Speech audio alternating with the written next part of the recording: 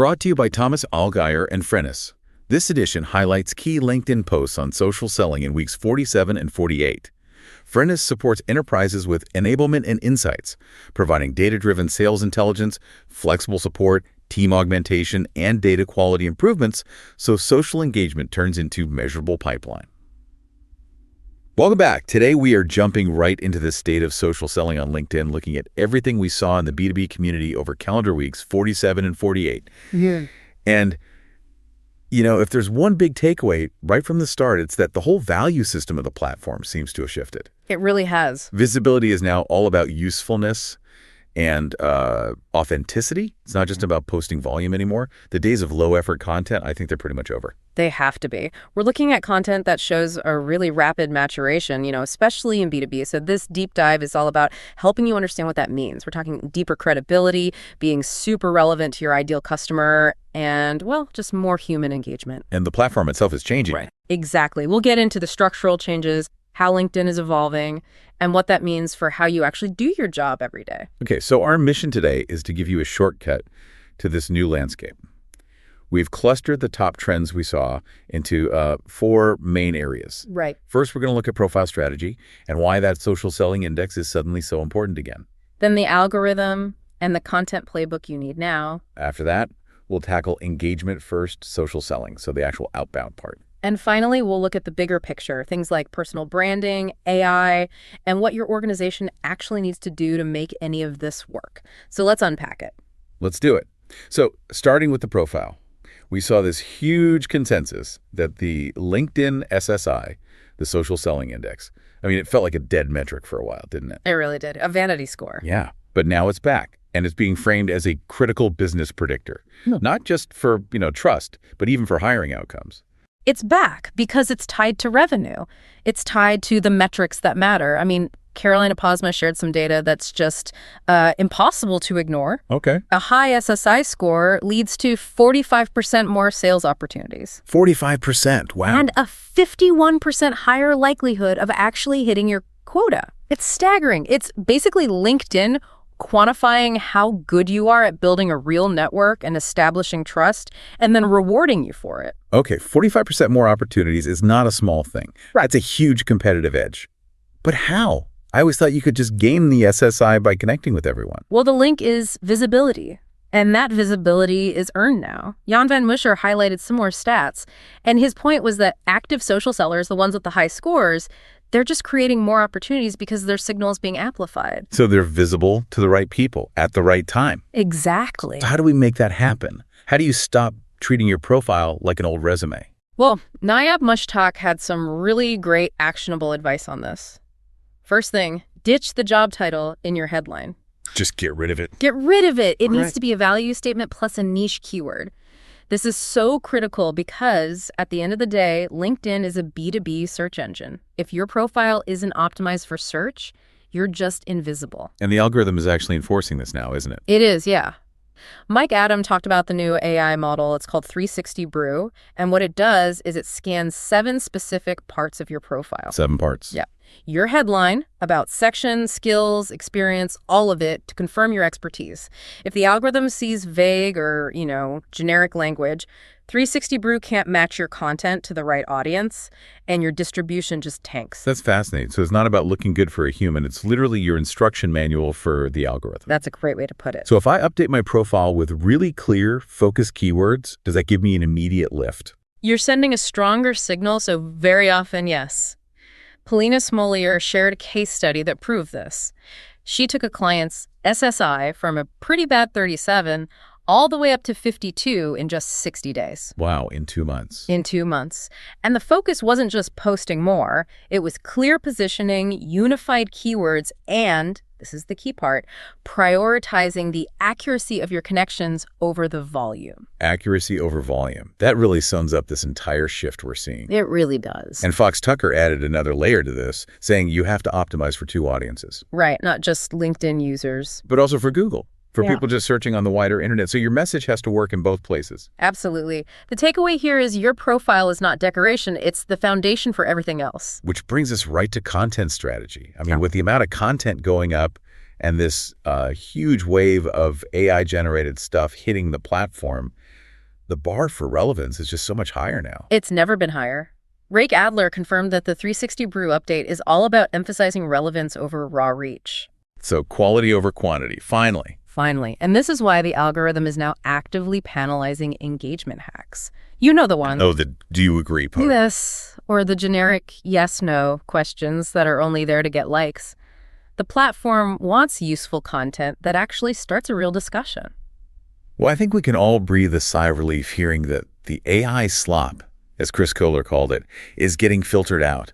He was saying that B2B marketing just doesn't have to be boring. In fact, your own creativity, your authentic voice, that's now the only real competitive edge you have against all that templated content. It's true, and Morgan Perry echoed that perfectly. She argued that all the surface-level hacks are totally irrelevant if your content doesn't reflect your unique point of view. Oh, lived experience. Exactly. If it could have been written by anyone, it's going to be seen by no one. So, okay, we know we had to avoid the slop. But where do you find that genuinely unique content? If we're all researching the same stuff online, how do you stand out? Tim Clark had a great suggestion. The best content comes from just showing up. Literally showing up. Yeah, like going to industry events, conferences, capturing real-time insights, the questions people are actually asking, the language your customers use. That stuff gives you context you just can't get from a Google search. And when you create that goal, you shouldn't just let it disappear after a day. Yeah. I saw a fascinating experiment from Justina Sisierska about the audience's forgetting curve. This was great. She reposted the exact same content 2 days later, and people were commenting like it was brand new. Which is such a powerful reminder for anyone in B2B with long sales cycles. Recycling your proven content, it's not cheating, it's just smart. You're maximizing the life of your best insights. And what about distribution channels beyond just posting? Well, Liam Darmody tested the trade-off between a normal algorithmic post and a direct newsletter. And the post got him scale, broad reach. But the newsletter delivered much higher intent engagement. It just confirms you need both. Posts for wide awareness, newsletters to connect deeper with the people who are really interested. We should also briefly touch on the platform bias conversation. Yes, that's important. Britta Behrens and Klaus Eck were discussing the debates around a potential gender reach gap in the algorithm. Some users reported seeing measurable differences after testing gender changes on their profiles. Yeah, it's a really critical discussion about algorithmic equity that we need to keep an eye on because any bias directly impacts visibility and professional opportunity. Okay, let's pivot from creating the content to actually activating it.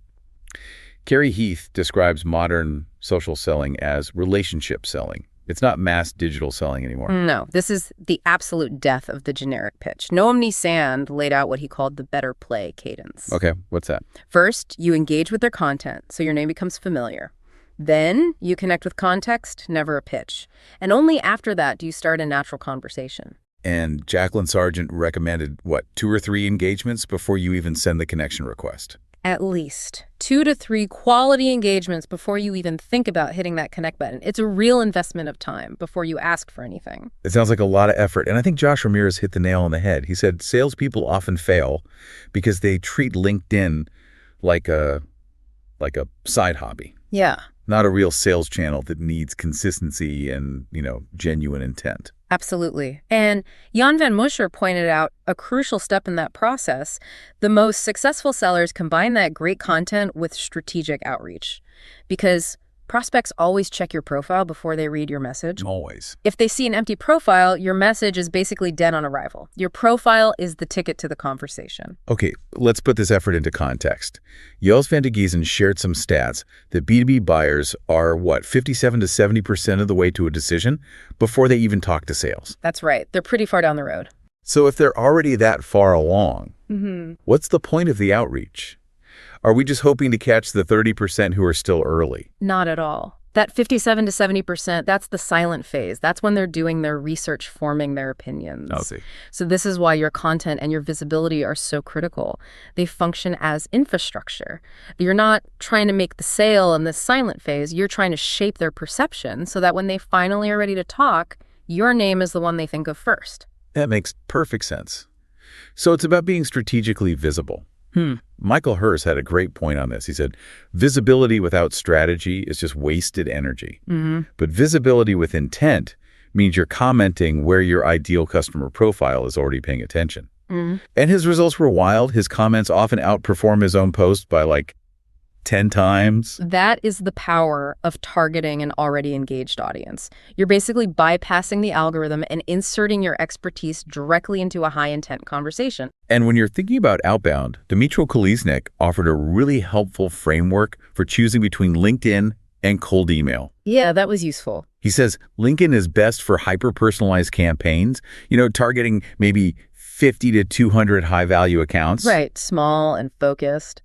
While cold email is better for just mass volume, but, and this is the key, LinkedIn almost always gets you higher response rates for real conversations. Hyper-personalization wins. So let's connect all of this to the ultimate goal, right? The ROI of personal branding. Andy Lambert had some concrete data on this. Personality-led marketing. Yeah. It doubled sales prices and half sales cycles at Content Call. Doubled prices and half cycles. I mean, that's just massive. It really speaks to the power of pre-built trust. Right. When that trust is already there through your personal brand, prospects feel like they already know you. They just skip stages of the sales cycle because they've already mentally validated you. It gets you on their day one shortlist. Which means leadership can't just sit on the sidelines. Bellman Karaleja noted that founders often make themselves invisible, but you can't delegate authority, you can't delegate trust. You have to show up and earn it. And for anyone wondering how, Lara Acosta simplified the model, she said. Define your skills and value, craft compelling hooks, publish consistently, and then network intentionally. It sounds simple, but that consistency is the killer. It's the hard part. Which brings us to efficiency in AI. All this consistency, it can feel daunting. Dennis Panjuta and Benyat Arizabalga-Izasti were saying that AI is a huge accelerator here. It can handle maybe 50 to 70% of the workload. Things like writing first drafts, scheduling, analytics. Right, mechanical stuff. AI is essential for scale, definitely. But there's a huge cautionary note. Grant McGaugh talked about the real risk of trust erosion from AI spam. The platform is reacting to it. How so? Well, Tobias Nielsen detailed some of these automation tools like Echo. But the signals from the platform suggest that AI-only comments, or, really templated comments, they might get reduced weight from the algorithm. That is critical. So LinkedIn is actively downgrading activity it thinks isn't genuinely human. Which just reinforces the whole point. AI amplifies your human voice, it handles the mechanics, but the unique perspective, the real engagement that has to come from you. Exactly. And to wrap this up, none of this individual effort really works in a vacuum, does it? No. Elena Ivanova made a fantastic point. B2B social media isn't just a marketing channel. She calls it an organizational change management function. That's a big idea. It is. You're asking your executives and your sales teams to communicate in a totally new way, and that requires systemic support. So cross-functional buy-in, training, governance, Yeah. all of it. All of it. Lee Densmore confirmed that's the failure point. Most social programs fail not because of a bad strategy, but because there's low confidence, no training, and no mentorship inside the company. It's an institutional problem. Not just an individual one. To synthesize everything we've discussed from weeks 47 and 48, the social selling game has undergone a fundamental, permanent shift. Success on LinkedIn is no longer about maximizing raw reach or implementing quick hacks to boost vanity metrics. The entire system, the algorithm, the buyers, and the successful sellers is demanding that you maximize relevance and trust. You have to show up authentically, solve problems with your unique expertise, and, well, you have to earn your place in the conversation long before any pitch is delivered. If you enjoyed this episode, new episodes drop every 2 weeks. Also, check out our other editions on account-based marketing, field marketing, channel marketing, MarTech, go-to-market, and AI in B2B marketing. So given that visibility is non-negotiable and the algorithm is rewarding authenticity, here's a thought. What specific point of view, not just a tip or a trick, will you commit to sharing consistently over the next 30 days to really establish your authority? Think about that one area where you can inject your unique experience. Thank you for joining us on this deep dive, and don't forget to subscribe so you don't miss our next analysis.